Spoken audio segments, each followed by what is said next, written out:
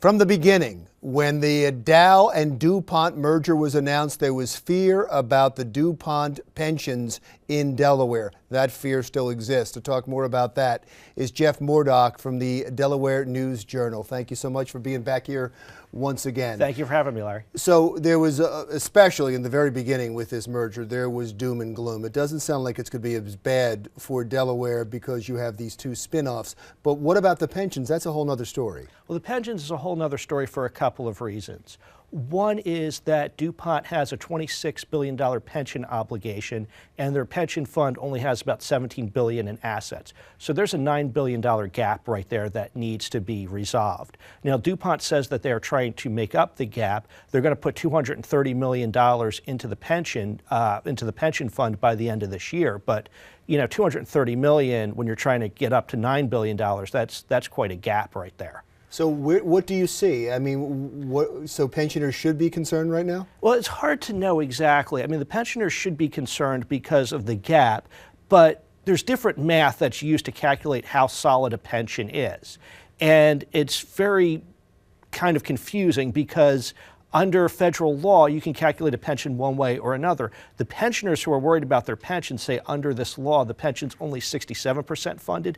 DuPont says, well, we're calculating it under a different law and it's 90% funded, and technically both are correct. And that's one of the problems with calculating pensions is it depends on what formula you use to know how secure the pension really is. I know we can get deep in the weeds in all of this, but all pensioners that are watching this want to know, am I going to get my pension? Am I going to continue to get my pension payments?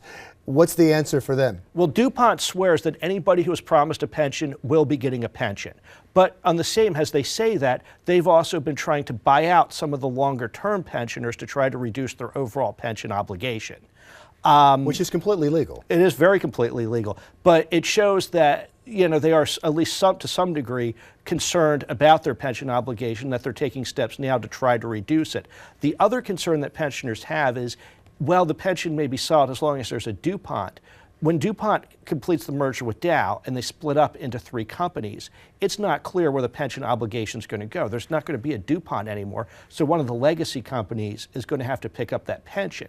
And without knowing where it's going to go or how solid the company is. Again, DuPont hasn't given us hardly any information about the three new companies. So there's fear that if it's a company that struggles, or if DuPont packs some bad assets and some bad debt into that company and the company's not successful, that pension would then become insolvent. And that is a very real fear. If DuPont transfers a company that's insolvent and you sue a company that's insolvent, what are you going to get? There's no money left to get. The argument would be that they did that purposely because they knew the company would become insolvent, and they were doing that to get out of their pension duties. Right, but again, you know, with everything transferred over to the new company and the new company is insolvent, there's just, you know, you can't get blood out of a stone. There's just nothing.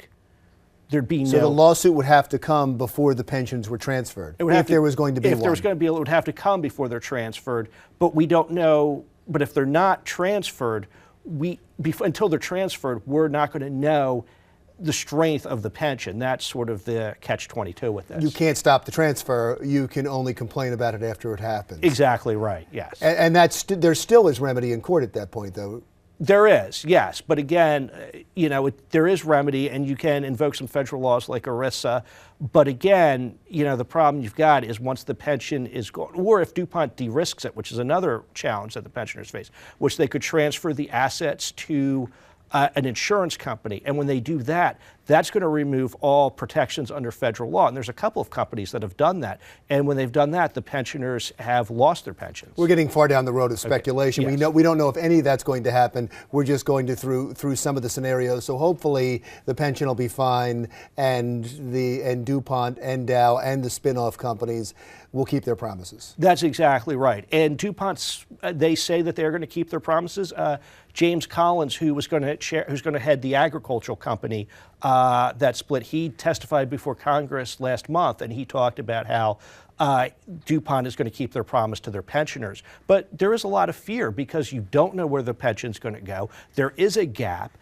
DuPont has not made a contribution to the pension fund since 2012. Now, legally, they don't have to make that contribution, but it still has raised some eyebrows. But it's a bad sign. Exactly. Thank you so much. Thank As you, Larry. always, Jeff Mordock from the Delaware News Journal. There is another Delaware company, at least they are incorporated here, that may be sold because of a bad love relationship. That story is coming up next.